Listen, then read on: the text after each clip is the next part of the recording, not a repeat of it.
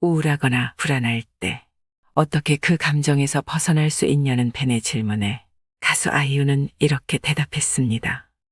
이 불안한 기분은 절대 영원하지 않고 5분 안에 내가 바꿀 수 있어요. 이 말을 다르게 표현하면 이렇게 말할 수 있습니다.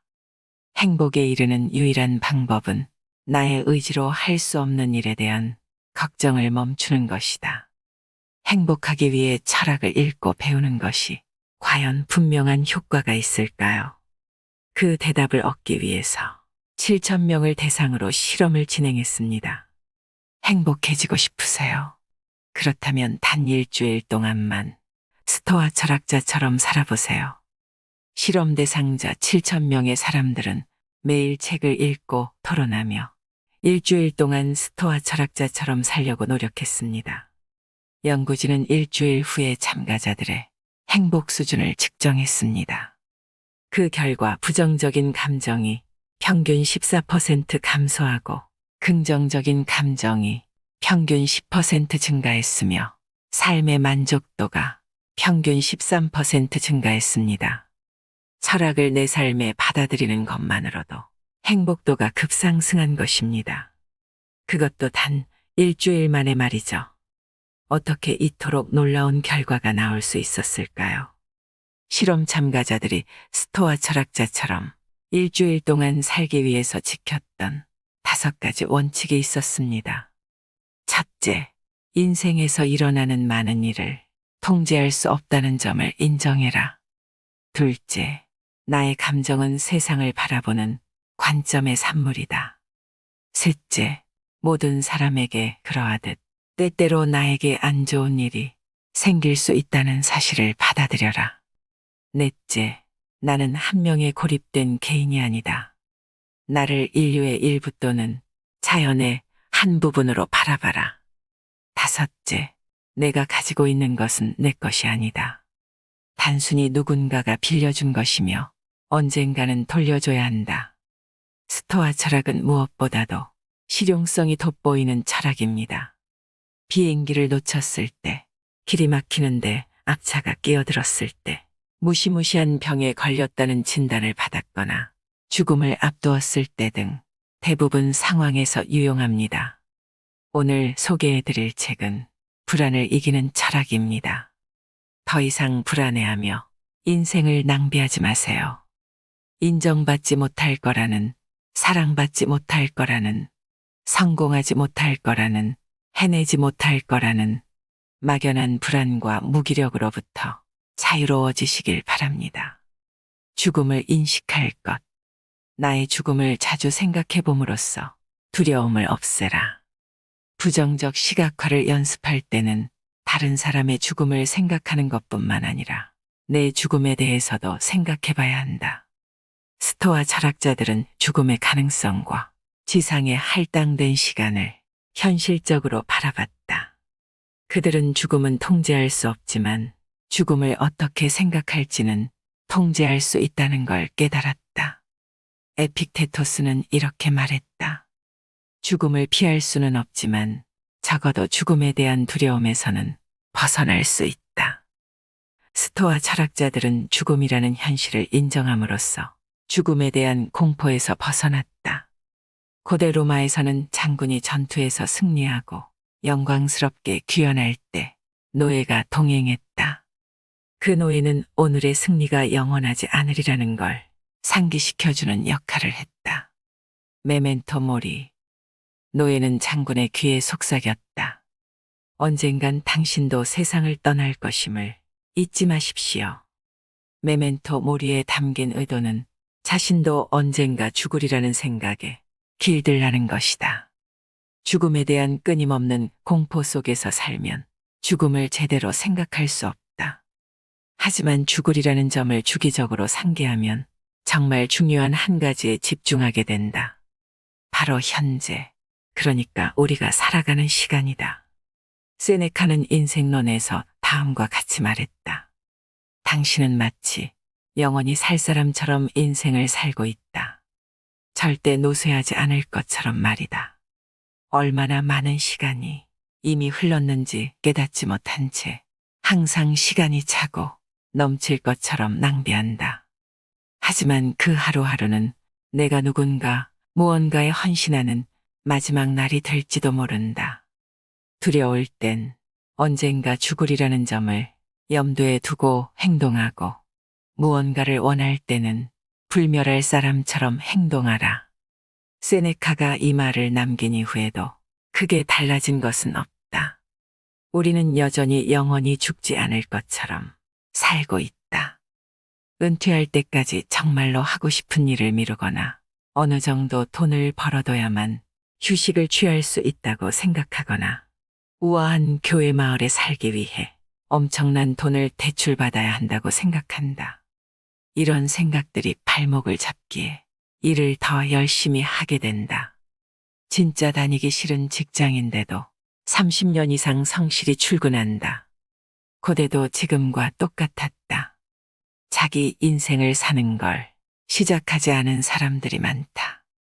일하느라고, 돈을 버느라고 너무 바쁘다.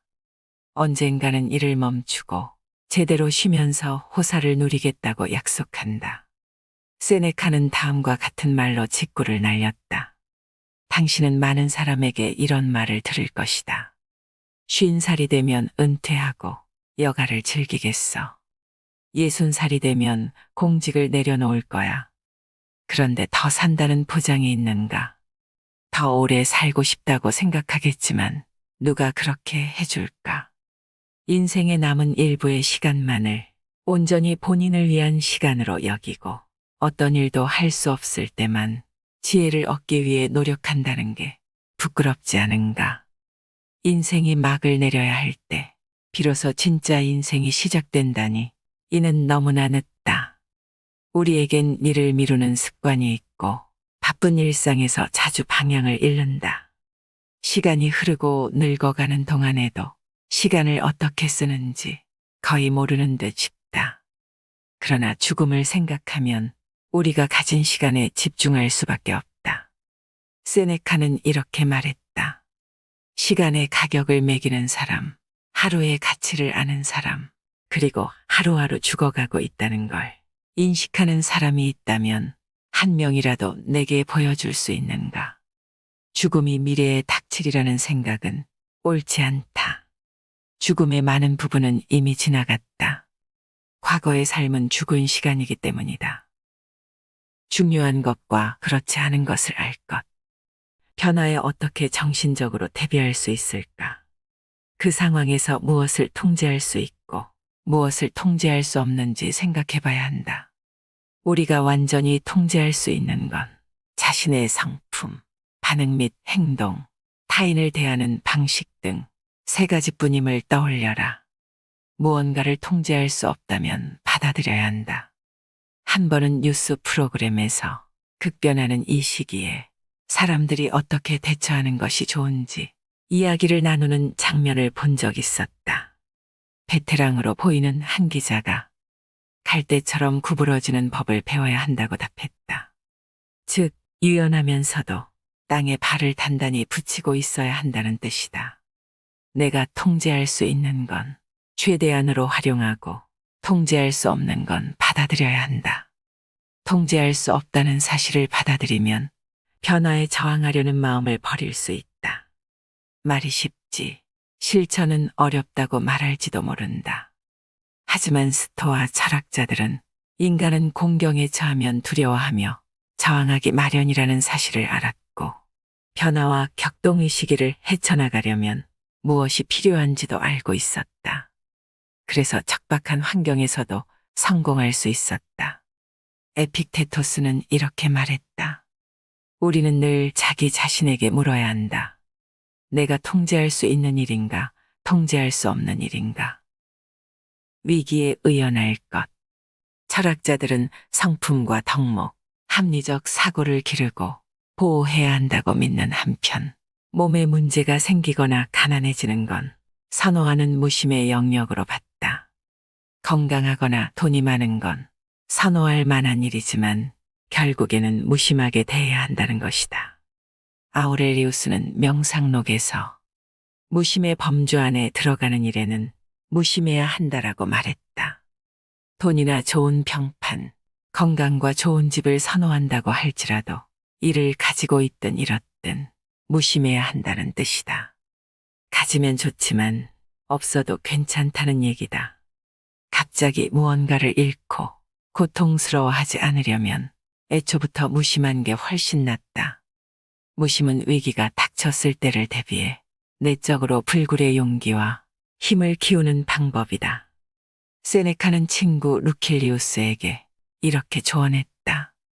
값싼 음식을 먹고 조잡하게 만든 옷을 입으며 며칠을 지낸 후 자신에게 이렇게 말해보게.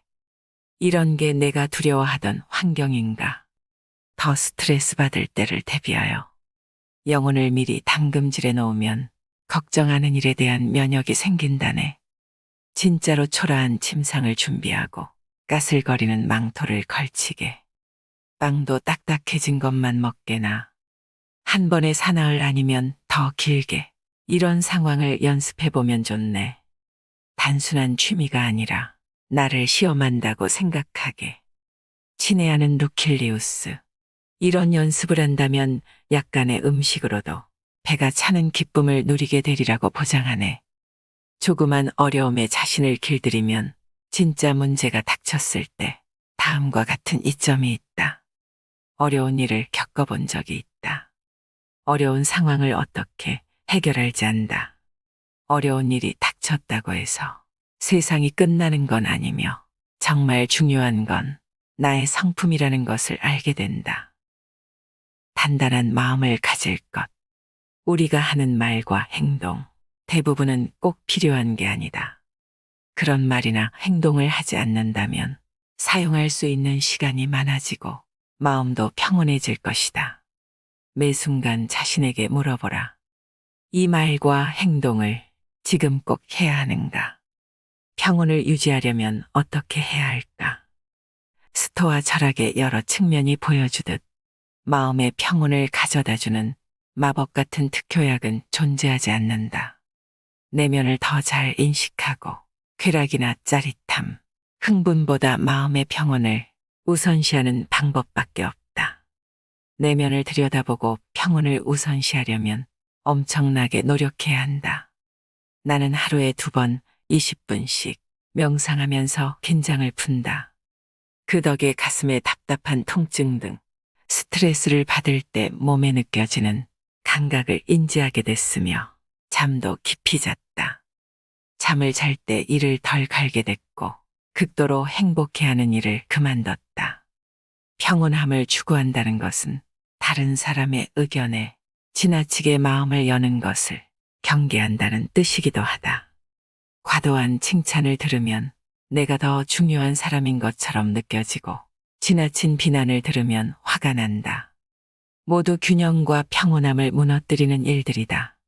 아이러니한 사실은 잠잠하고 평온한 상태를 유지하려면 어느 정도 노력이 필요하다는 것이다. 백조가 수면 아래에서는 발을 열심히 첨벙거리는 것처럼 말이다. 시간이 지나면서 나는 마음의 평온 역시 노력으로 얻을 수 있다는 걸 알게 됐다. 결정적으로 인생이 더 수월해졌다. 아우렐리우스는 명상록에 이렇게 썼다. 다른 사람이 무슨 말을 하는지, 어떻게 생각하고 행동하는지 더는 신경 쓰지 않고 내 말과 행동에만 신경 쓸 때 평온이 찾아온다. 실패에 대한 두려움이나 다른 사람들이 나를 어떻게 생각할지에 대한 두려움에서 벗어나면 몸과 마음이 이완되고 즐거워진다. 그냥 그 상황을 즐기게 된다. 평온함이 기본이 되는 마음 상태는 나의 반응뿐만 아니라 내가 다른 사람을 어떻게 대하는지에도 영향을 미친다. 덜 긴장하고 화를 덜 내며 삶을 느긋하게 받아들이게 되므로 남에게도 덜 반응하고 더 선한 성품을 보여줄 수 있다.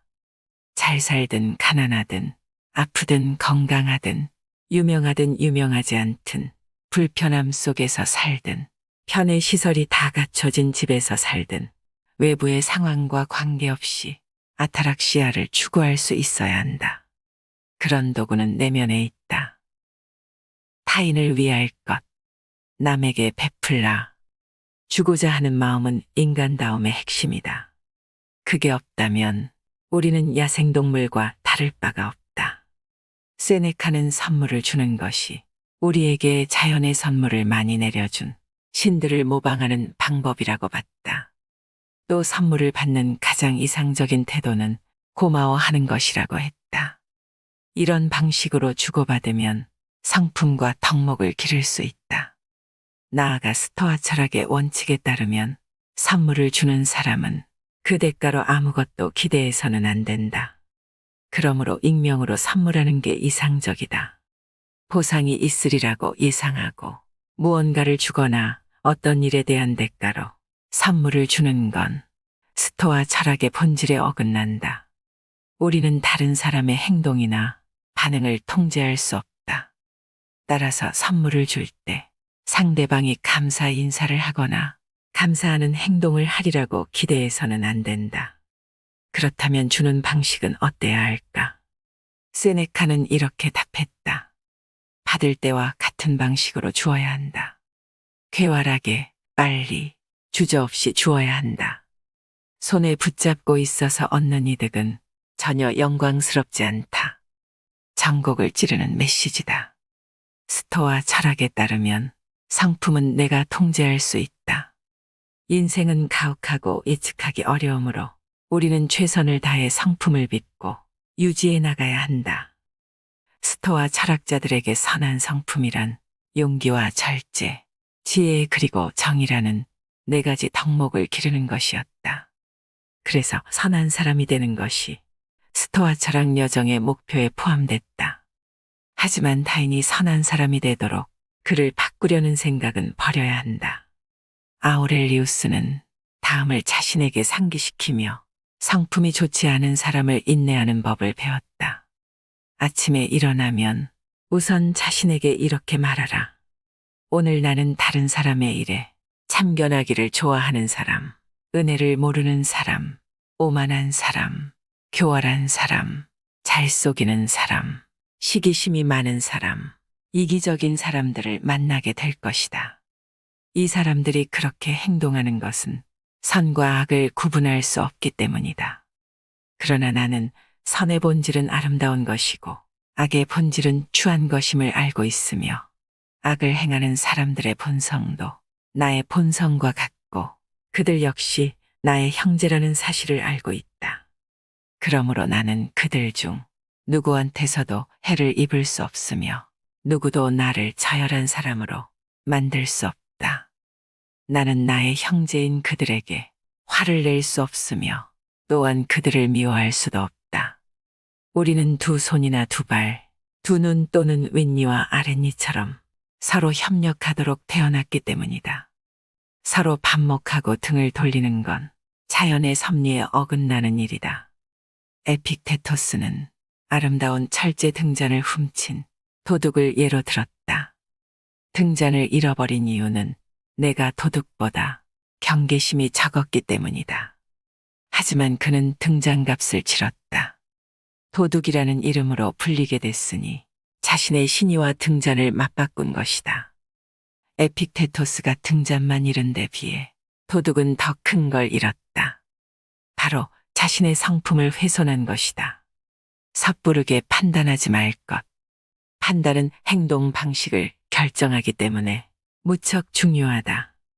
이성을 사용하면 감정의 흐름을 어느 정도 통제할 수 있다.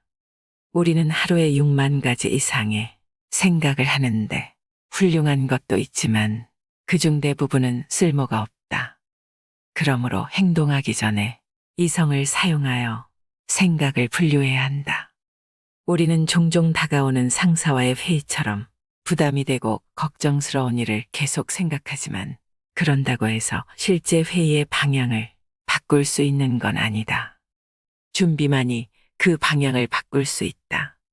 어떤 일을 머릿속에서 떨쳐내지 못하고 집착하면 우리의 생각은 정크푸드처럼 되어버린다. 몸에 좋지 않고 영양이 부족하며 이를 완수하는 데 필요한 에너지를 공급하지 못하는 게 정크푸드 아닌가.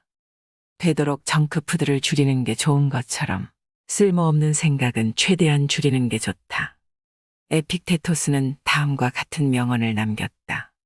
당신에게 어떤 일이 일어났느냐는 중요하지 않다. 진정으로 중요한 건 그 일에 어떻게 반응하느냐다. 스토아 철학자들은 이성적인 사고 능력을 아주 중요하게 생각했다. 인간은 이성적으로 사고하는 능력을 타고나며 그 능력을 사용하면 너무 들뜨거나 잘못된 감정 상태에서 벗어날 수 있다. 어떤 기준으로 판단해야 하는가?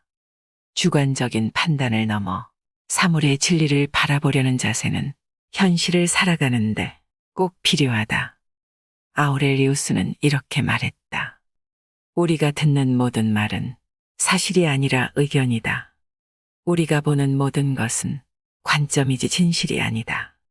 깨어나라. 환상을 현실로, 꿈을 사실로 바꿀 준비가 됐다면 내가 원하던 모든 걸 찾을 것이다. 마침내 삶이 의미 있고 인생이 아름다워질 것이다.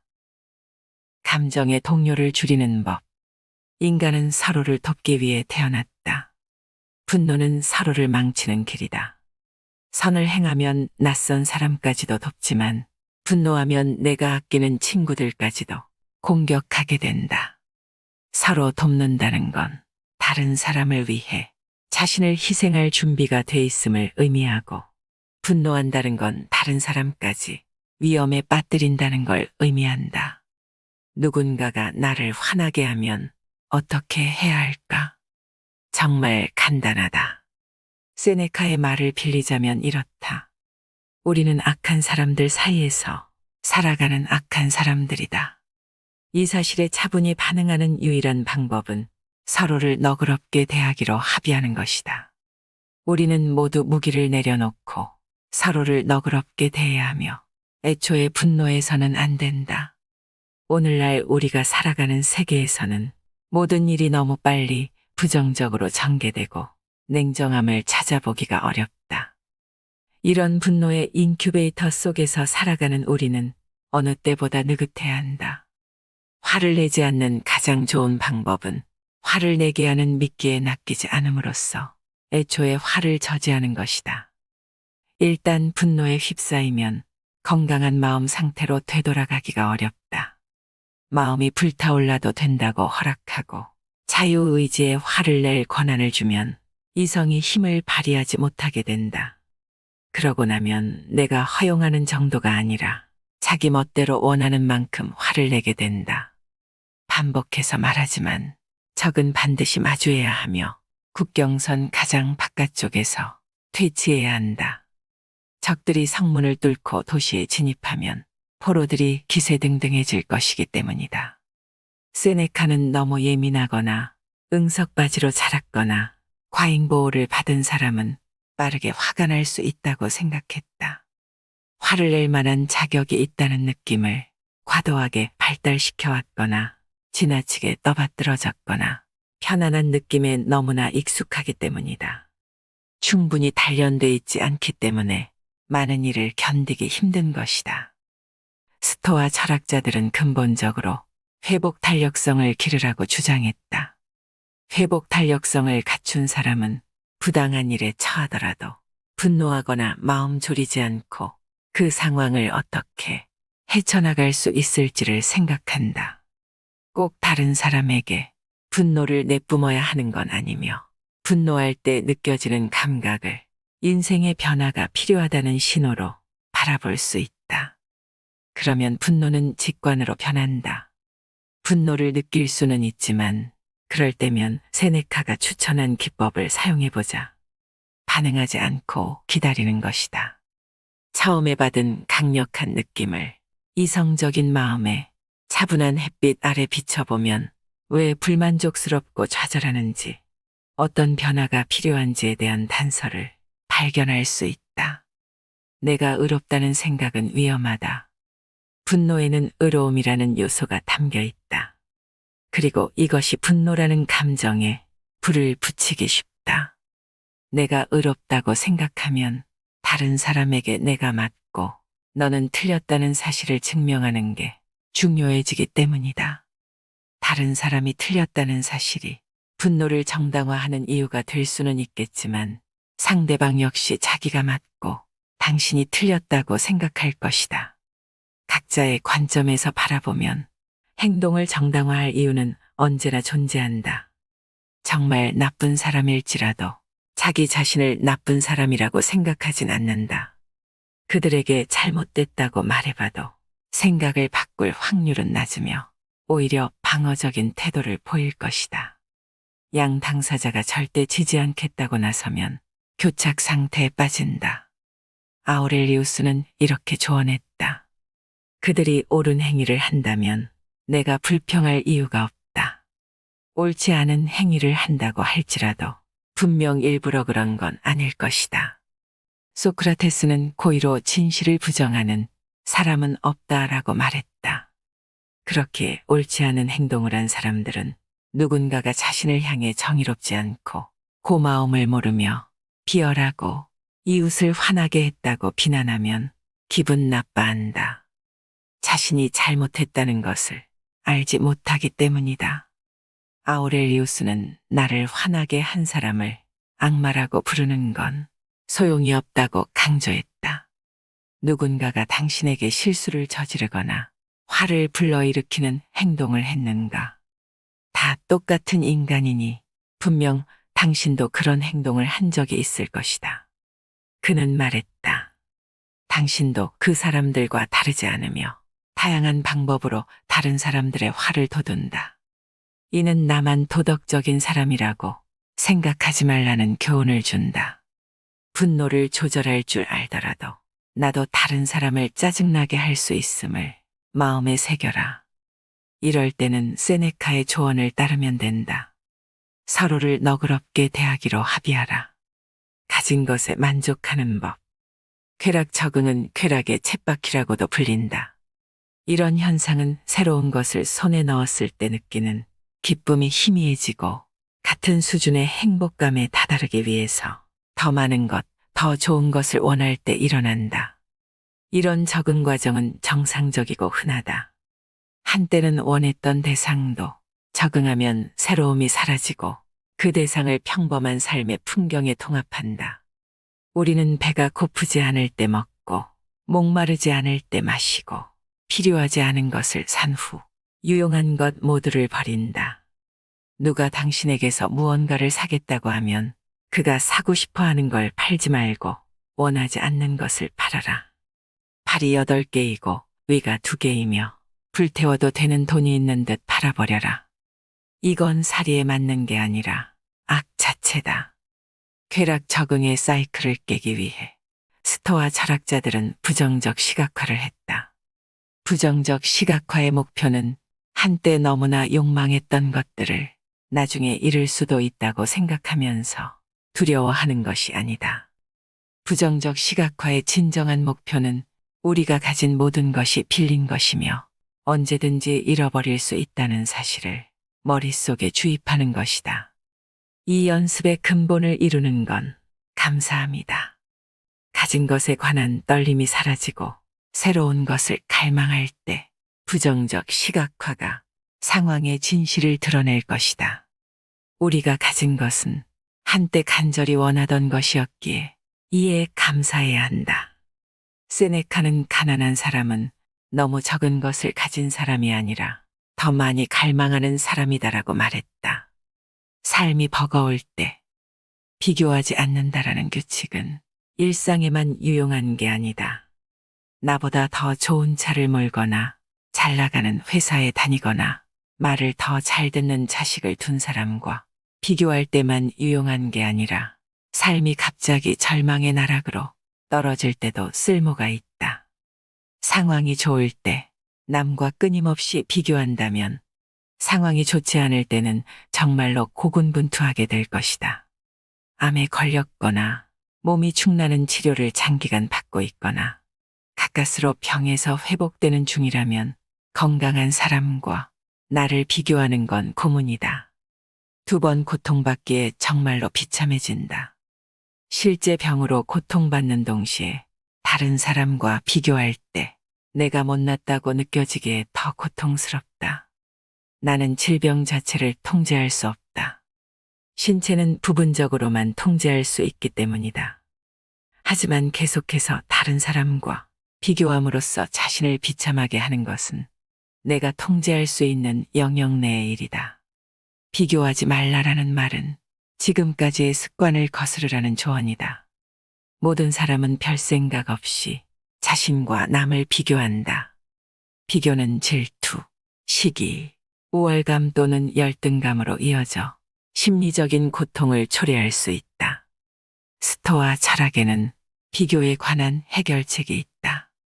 비교의 유해한 측면은 제쳐놓고 나와 비슷한 위치에 있는 사람에 비추어 내 모습을 바로잡는 것. 한마디로 롤모델을 두는 것이다. 롤모델을 가지면 내가 되고 싶은 모습과 내가 이룰 수 있는 것의 기준선이 마련되므로 발전을 추구할 수 있다. 불안을 이기는 법. 에픽테토스는 위기가 나의 진짜 정체를 드러낸다고 봤다. 상황이 사람의 품성을 빚는 건 아니다. 상황은 그가 어떤 사람인지를 드러낼 뿐이다. 사람이나 물건, 부등, 무언가를 잃을까봐 불안하다면 이런 것들을 소유하는 건 통제 범위 밖의 문제임을 기억하라. 이 중 몇 가지는 선호될지라도 소유 여부에는 무심해져야 한다. 앞서 잠깐 언급했듯이 에픽테토스는 아름다운 등잔을 훔쳐간 도둑을 예로 들었다. 사당 옆에 철제 등잔이 놓여 있었다. 나는 창문 밖에서 나는 소리를 듣고 아래층으로 뛰어내려갔고 등잔을 도둑 맞은 걸 알게 됐다. 곰곰이 생각해보니 비합리적인 이유로 이 등잔을 훔친 건 아닐 것 같았다. 내일 그 자리에는 값싼 독이 등잔이 놓일 것이다. 사실 사람은 가진 것만 잃을 수 있는 법이다. 불안감에 휩싸일 때면 아우렐리우스의 가르침을 떠올리자. 상상에 압도당하지 말고 내가 할 수 있고 해야 하는 일을 하라. 스토아 철학자들은 한 번에 한 걸음씩 나아가고 현재에 집중하라고 말했다. 이는 과거의 몽상에 잠기거나 미래의 환상을 품거나 두려워하면서 혼란스러워하지 말고 지금 내 앞에 있는 일만 다뤄야 함을 의미한다. 지금 이 순간을 소중히 여기라. 이 순간의 특별함에 몰입해보라.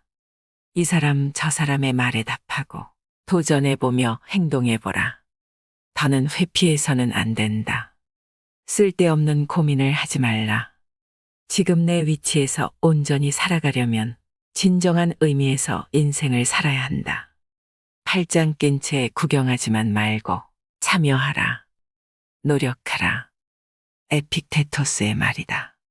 무언가를 잃는데 불안해해서는 안 된다는 사실을 상기시키고자 이 구절을 인용했다. 등잔, 직업, 돈, 심지어 우정마저 얻을 때도 있고 잃을 때도 있다. 우리가 걱정하고 집중해야 하는 건 성품이다. 그리고 성품을 함양하는 건 전적으로 우리가 통제할 수 있는 범위 내에 있기에 불안해할 필요가 없다. 애도하는 법. 사랑하는 사람들이 죽기 전에 슬퍼하려면 그들이 세상을 떠나기 전에 죽음을 시각화해 봐야 한다. 장례식을 상상하고 머릿속으로 추도사를 건네는 연습을 해보라. 추도사를 건네는 걸 머릿속으로 상상함으로써 또는 일기장에 메모함으로써 내가 애도하는 사람의 위대하고 긍정적인 특성을 기억하게 될 것이다. 그 사람을 살아있을 때 만날 수 있다는 게 얼마나 설레고 멋진 일인가. 그 사람의 독특함과 그와의 관계에 다시금 감사함을 느끼게 될 것이다. 사랑하는 사람들이 살아있는 동안 그들의 죽음을 애도하면 내가 감사할 수 있을 때 그들의 존재에 감사를 표할 수 있다. 하고 싶은 말이 있다면 마음속에 묵혀두지 말고 전해야 한다. 친구나 가족 관계에 소홀하지 말고 그들과의 시간을 적절하게 즐겨라. 친구나 자녀와 시간을 보내면서 스마트폰에 정신이 팔려 있으면 안 된다. 에픽테토스는 친구들이 세상을 떠나서뿐만이 아니라 친구들과 다퉈서 또는 상황이 변해서 우정을 잃을 수도 있다고 말했다. 그러므로 지금 주변에 있는 사람들과의 시간을 최대한 활용해야 한다. 또 우리에게 주어진 삶에 감사해야 한다. 친구들이 갑자기 죽거나 나이가 들기도 전에 세상을 떠날 수 있는 것처럼 나도 언제든 죽을 수 있다. 우리가 즐기는 모든 것에는 끝이 있음을 예상해야 한다. 아주 먼 훗날까지 기다렸다가 세상과 세상에 있는 모든 것을 즐기고 싶진 않을 것이다.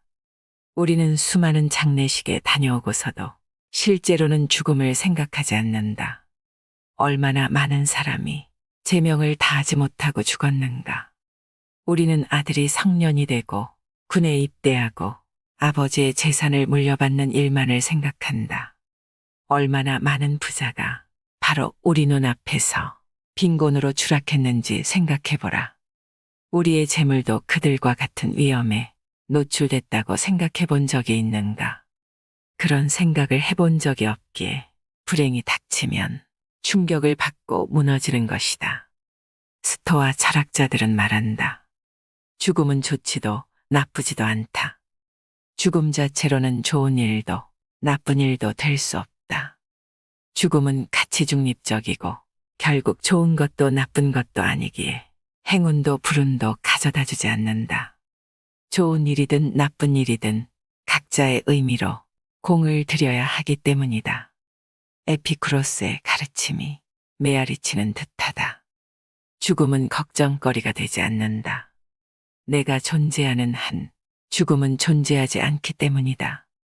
그리고 죽음이 닥치면 나는 더는 존재하지 않는다. 잘 죽는 법.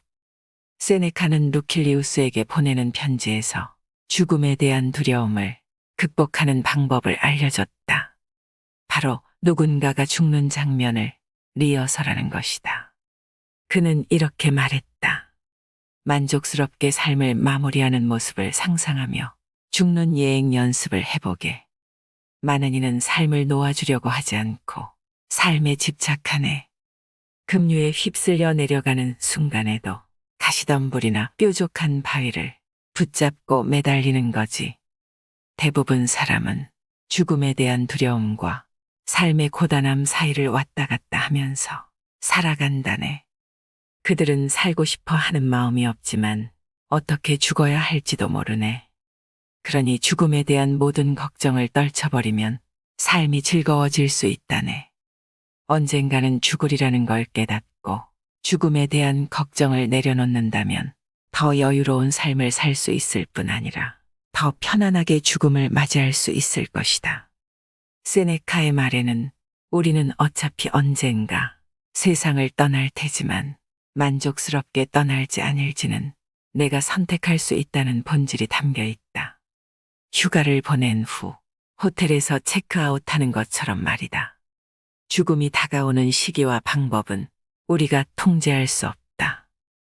하지만 죽음에 대한 두려움과 이에 대한 반응은 우리가 충분히 통제할 수 있다. 인생에서 한 바퀴를 돌면 제자리로 돌아온다. 인생이 무에서 시작됐듯이 우리는 죽으면 자연으로 돌아가고 우리의 몸은 진료 또는 물질이 되어 흙에 다시 흡수된다. 흙에서 나왔으니 흙으로 돌아가는 게 순리다.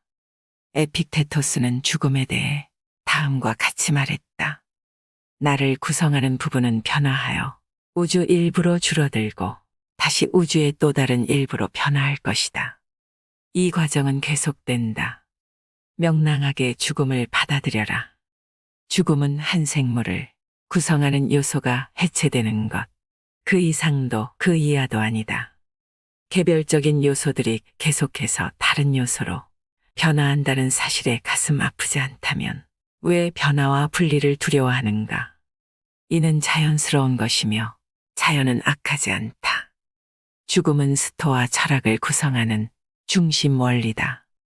스토아 철학자들은 언제나 죽음을 염두에 뒀다. 인생을 두 번 살 수 없다는 걸 알면 지금의 인생을 온전하게 살아갈 수 있기 때문이다. 결국 우리는 매일 죽어간다. 그리고 지금까지 살아온 모든 날은 이미 죽음의 소나기 안에 있다. 죽음이라는 과정은 평생 걸리지만 결국 목적지에 도달한다는 점에는 의심의 여지가 없다. 이 책을 아우렐리우스의 글로 마무리하고자 한다. 옳은 일을 하라. 나머지는 중요하지 않다. 춥든 따뜻하든 피곤하든 푹 쉬고 있든 멸시받든 존경받든 상관없다. 죽어가든 아니면 다른 과제를 처리하느라 바쁘든 옳은 일을 해야 한다. 죽는 것도 인생의 과제 중 하나이기 때문이다. 그리고 할 일을 하라. 내면을 들여다보라. 어떤 일이든 본질을 놓쳐서는 안 된다. 모든 것이 언젠가는 하나가 된다고 가정하면 오래지 않아 현존하는 모든 것이 변화하고 연기처럼 솟아오르거나 파편이 되어 흩어지리라는 걸 알 수 있다. 이는 신을 생각하며 하나의 이타적인 행위에서 또 다른 이타적인 행위로 옮겨가기 위해서다. 그곳에는 오직 즐거움과 고요함만이 있을 뿐이다. 처한 상황 때문에 부득이하게 흔들릴 때는 즉시 내면으로 돌아가 리듬을 잃지 않도록 주의하라. 계속해서 내면으로 돌아가면 조화를 더 잘 이해할 수 있을 것이다. 에픽테토스는 늘 자기 자신에게 내가 통제할 수 있는 일인가, 통제할 수 없는 일인가라고 물어야 한다고 말했습니다. 통제할 수 없는 인생의 일들을 모두 생각해 보세요. 사고나 질병, 누구와 사랑에 빠질 것인지, 면접에서 뽑힐 것인지, 언제 팬데믹이 닥칠지 등 이 모든 건 통제할 수 없고 나는 아무런 결정권이 없습니다. 한마디로 우리는 우리의 행동 외에 모든 것을 통제할 수 없다는 것입니다. 하지만 우리는 삶의 많은 부분이 나의 통제권 안에 있다고 생각합니다. 이렇게 생각하기 때문에 내가 원하는 대로 흘러가지 않았을 때 문제가 되고 화가 나며 불행해지지요. 특정 상황에서 통제할 수 있는 것과 통제할 수 없는 것을 구분해 보세요. 그것이 바로 불안에 갇힌 나를 구하는 단 하나의 방법이 될 것입니다. 이상으로 인생의 품격이었습니다. 하루하루 당신의 품격이 더 빛나길 바랍니다.